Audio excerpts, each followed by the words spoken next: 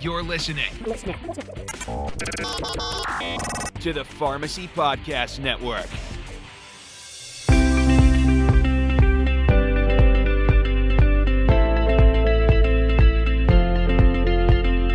Hello and welcome again to Occupation Station. I'm Diane Donato and we have two special guests with us today, and we have a special announcement. Our two guests are Dr. Greg Dewey, the president of ACPHS, and Dr. Patrick Yang. We'll talk in a moment about Dr. Yang and why he's here with us, but first, Dr. Dewey, let's talk about this huge, major announcement. Great news that we are bringing to everybody today. We're about to announce the beginning of the Center for Biopharmaceutical Education and Training. This is a very exciting development for the college, and it's something that is much needed, and it will be a great benefit to the region. The Center for Biopharmaceutical Education and Training, or CBET as some of us call it, it's a new center that will focus on the manufacturing of biopharmaceuticals. And we can teach our pharmacists and health science students how to get into the industry, into the biopharmaceutical industry through training at this center. It really features hands-on experience in biomanufacturing. Dr. Patrick Yang is going to be part of the advisory council. Dr. Yang, thank you for joining us today. Thank you, Diane and Dr. Dewey. It's my pleasure to join. Dr. Yang is a former executive vice president with Genentech, also Roche and Juno. Dr. Yang is currently chairman of two biotech companies, Genomics and ACPHS. So you're going to bring, of course, a wealth of experience to this. And I think as we get going in this interview, we'll talk about how important collaboration is going to be for the center. So, Dr. Dewey, why did the college choose to launch this initiative, and why now? Yeah, that's a great question. We're seeing a transformation of the pharmaceutical industry at this point. You know, traditionally, pharmaceuticals have been small molecules, often that have been derived from natural products. So aspirin is sort of one of the historic universal pain relievers. Aspirin is derived from willow bark. It is a small molecule that organic chemists can synthesize. Penicillin, antibiotic derived from mold, it is a small molecule that a chemist can synthesize. And those processes are a lot like any sort of chemical manufacturing process. Biopharmaceuticals are derived from biotechnology. They are a result of using recombinant DNA technology to basically genetically engineer microorganisms to make much larger, more complicated products. And so their manufacturing is really very much more difficult, much more complex, and really needs a wider range of expertise. So to give you an example of a biopharmaceutical, one of the early ones was insulin. Human insulin was cloned for the first time in the late 70s. It was put into a bacteria where the bacteria could make it. Before that, we used pigs. We got porcine insulin, and the production of human insulin has gotten to such a point now that annually it would be the equivalent of using 14 billion pigs. Well, 14 billion pigs don't exist in the world. There's only about less than a half a billion pigs. So this has been a great advance to be able to take something your body makes, some complex molecule like insulin, and be able to manufacture it. But it's extremely complicated. We're seeing biopharmaceuticals becoming more and more a dominant feature of the pharmaceutical industry. So in some ways, there's been a sea change. With that sea change is a need to train individuals. And that's what we want to do. We want to create a center specifically for biopharmaceutical manufacturing. And it would be the first center in a pharmacy school. Most of these centers, there are a number of them, exist across the country, and most of them come out of engineering schools. And I feel it's very important that it come out of a pharmacy school because no one really understands the importance of formulation like a pharmacist does, which is the effectiveness of a drug very, very dependent on the final formulation, whether it be a nasal spray or an injection or time-release capsule. How you deliver the drug really affects its efficacy. And it's really time for pharmacists and health scientists to contribute to this complex manufacturing process. So we feel there's a lot of value added by having it out of a pharmacy school, and so we're off and running. Dr. Yang, it must be very exciting to be part of a project like this right from the very beginning. Tell us a little bit about what drew you to this project. Certainly, I'm very excited to see what's happening here. My perspective is, as a member of the biopharmaceutical ecosystem, we've realized a long time ago that it takes a community of scientists, academia, entrepreneurs, pharmacists, biologists, chemical engineers, and other engineers, as well as the community and regulatory agency to make up an effective and competitive ecosystem for this industry. So I'm very excited about the creation of this center because this enhances the ecosystem both locally as well as nationally and even internationally tremendously. I see the potential of what this center can play for this ecosystem. We have a lot to talk about, and we're going to get to various aspects of this, but let's start out with the advisory group aspect of it. Dr. Yang is a member of the CBET advisory group. Dr. Dewey, how is that group going to support the center and its industry partners? I always felt from the very beginning it was important to get the feedback from industry. The focus of the center is to train expertise to go directly into the biopharmaceutical industry and not to train academics. So we're not, even though we will have our PharmD students in there, our master's students, our bachelor students, we'll have people coming in from industry training up. But the focus is not for them to move into research, but to move into the practical aspects of manufacturing. In order to do that, we need to know from the people who are living this what their workforce needs are, what the evolving technologies are like. You have to realize this is a little bit of a moving target because not only is the science changing very rapidly and we're discovering new ways to express these genes, but the manufacturing is changing at the same time. It's a very unusual combination to have such dynamic system there. You know, a few years ago, we were building large stainless steel vats to manufacture, to brew up these yeast that were expressing these proteins. And now that's gone away. And we're moving to these disposable plastic liners. Some of them are smaller, continuous flow systems. So the very manufacturing practices is changing at the same time that science keeps advancing. That means you need more education. You need more education on the floor, on the manufacturing score, and more education for people to understand exciting. It's great for an academic. It's great to see that because there's a need for education. But we have to understand that we as academics don't really understand what's going on the floor of the manufacturing. And that's why we need the industry folks to help us. And I view this as a partnership. This isn't about us creating a program. This is about the community, the biopharmaceutical community informing us so we can best serve them. So I guess this will be an ongoing answer to this question, Dr. Yang, but currently, right now, what would you say are some of the most important jobs that need to be filled in the biopharmaceutical manufacturing industry? Sure, Diane. Dr. Dewey has been so humble. Actually, what we're creating here, to me, it is a platform on which both the practitioners in the industry and academic professionals can learn continuously and improve to meet the challenges of today as well as the challenges in the future.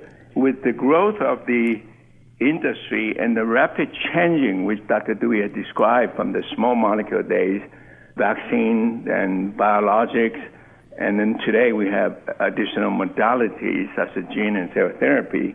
So I myself have a journey from Merck, where I worked on vaccines and small molecules, and then Genentech and Roche, where my focus was mostly on biologics, on antibodies and protein products.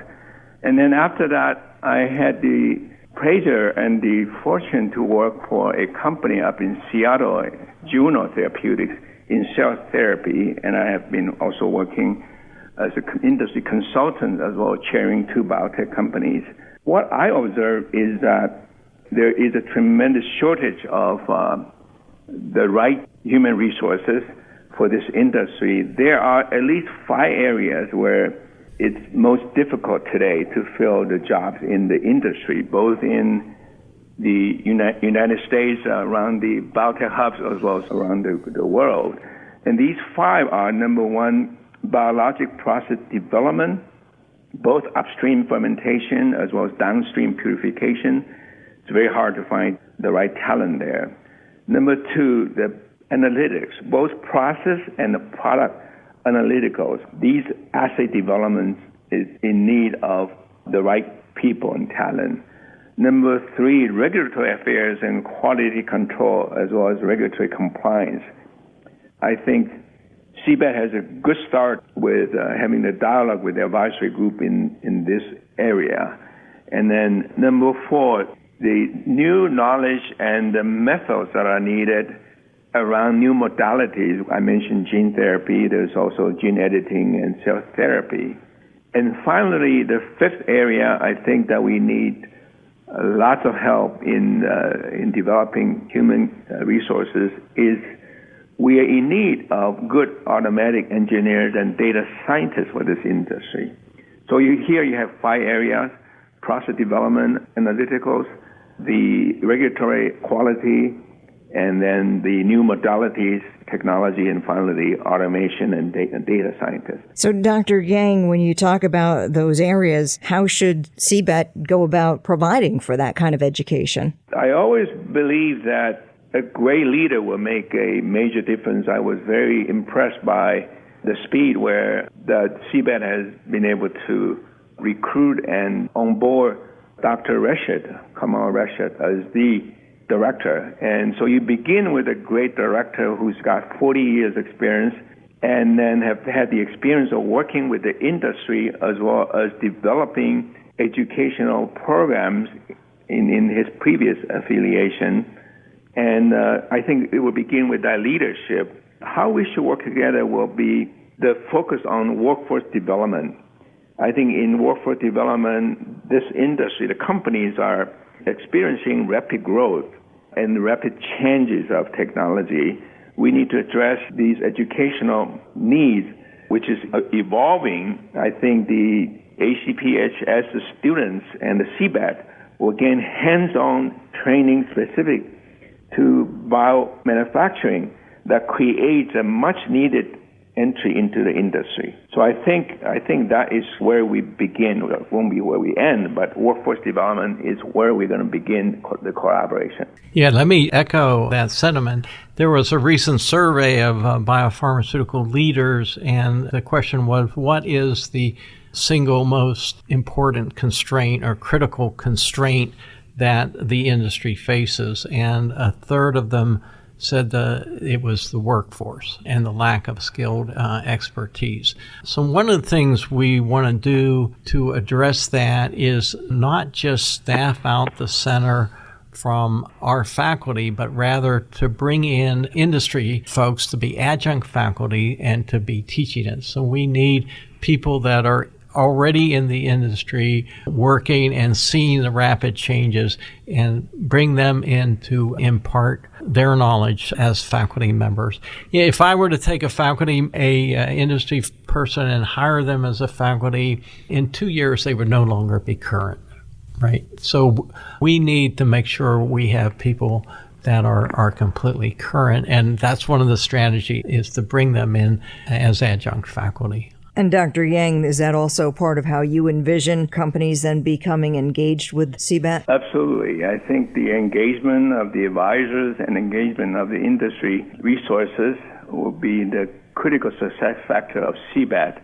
Also, in addition, I would say that the customized short courses offered by CBET for the industry would also play a key role in the integration of academia and the industry. So people have asked me, CBET stands for Center for Biopharmaceutical Education and Training, and someone thought they would stump me, and they said, what's the difference between education and training?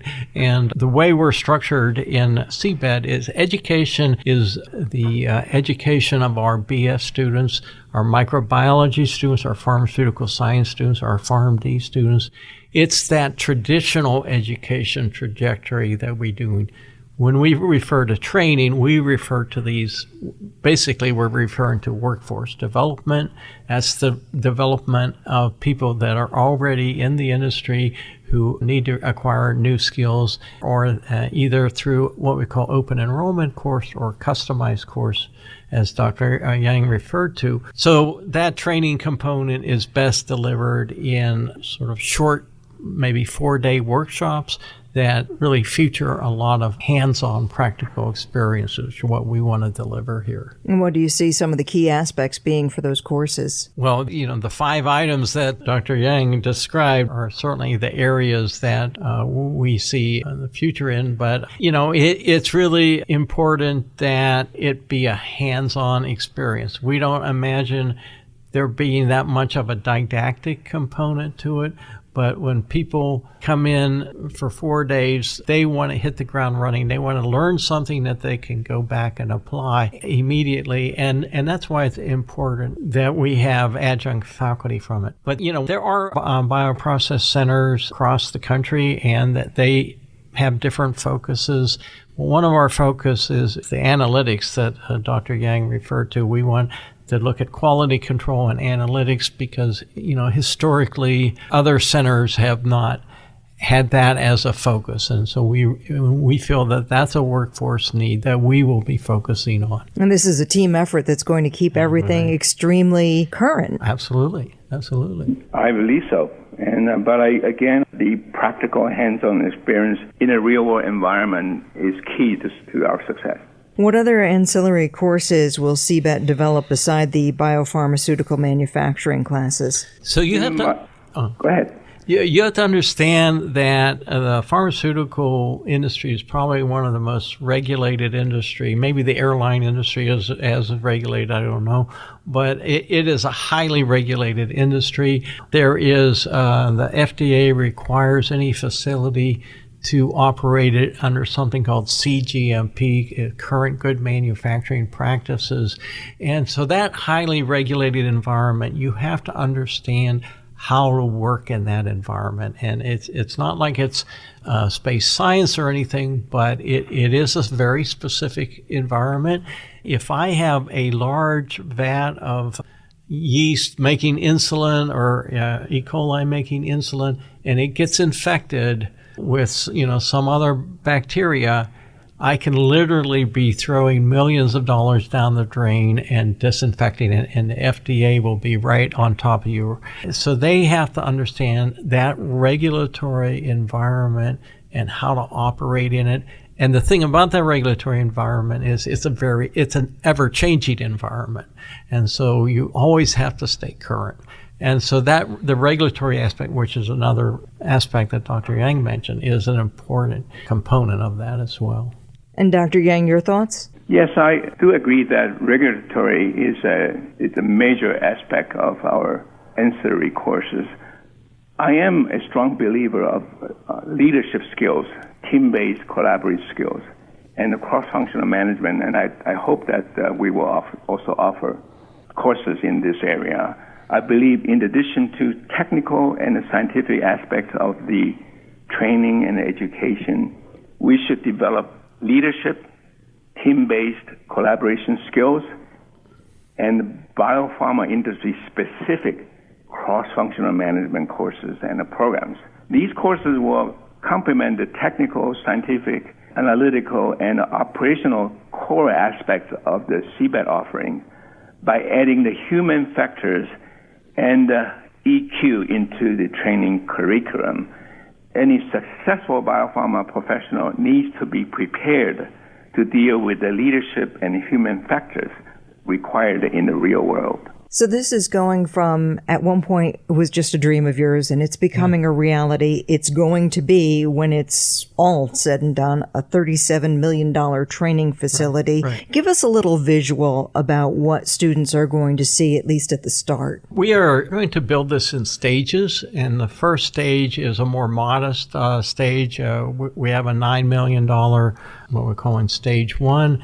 That will be a facility in Rensselaer, in old One University Research Place, where a number of other companies are, Regeneron, AMRI, a lot of small companies. We want to be in there rubbing shoulders with the people already in the industry. So we will start with a modest space there, 2,000 square foot space, which we will do some renovation. These bioprocess facilities, they tend to be very open. They look like laboratories, but they're very open footprints. And they have modularized instrumentation so that you don't see lab benches and hoods like in a traditional lab, but rather you have an open platform where you really have these modules that are on coasters that you can move around and connect with each other. The important aspect of it is being able to transfer a lot of materials in an aseptic way. You have to have a sterile environment to do manufacturing in, which is somewhat akin to what you see in a chip manufacturing environment, where you have to have extremely clean environments. So you'll have an open lab space with these modular units, very sort of a lot of analytics, readouts, and control systems. That is stage one. We want to move to stage two, where we have a larger facility, a 20,000 square foot facility.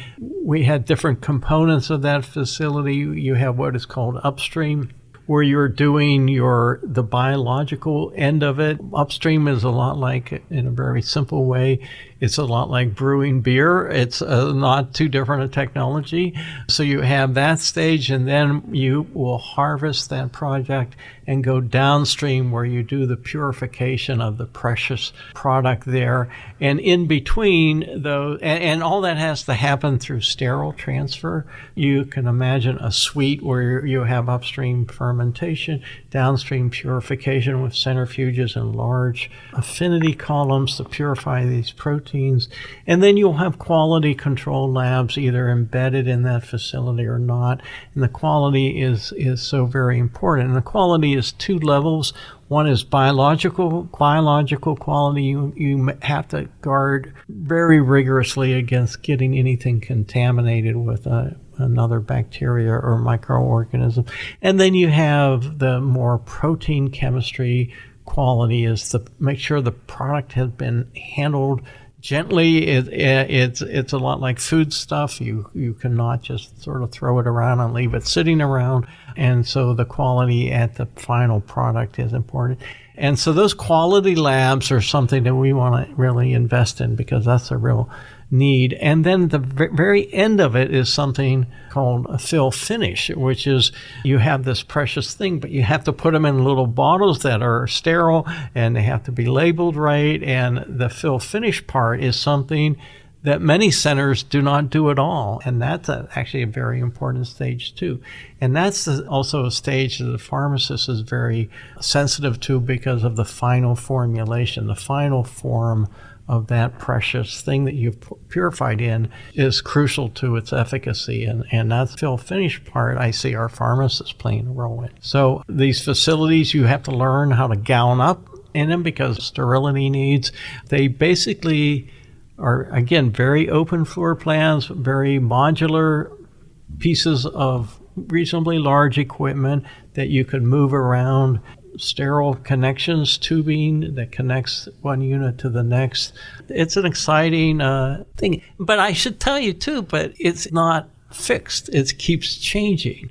And so I visited, there is a facility in Ireland called NIBRT, the National Institute for Bioprocess Research and Training. The NIBRT facility is viewed as one of the best in the world. And they had the steel tanks that they built, and now they're not even using them, because they've gone to these single-use systems with plastic liners. So that's a reason for having the open system, is because the chances are tomorrow you're going to be doing something different. And you need an open platform to adapt for that. So it's very exciting. And Dr. Yang, I'm sure you're going to play a critical role in helping advise on growing. Absolutely. I sometimes use the term perfect storm, quote unquote, to describe the next 5 years of biopharma industry.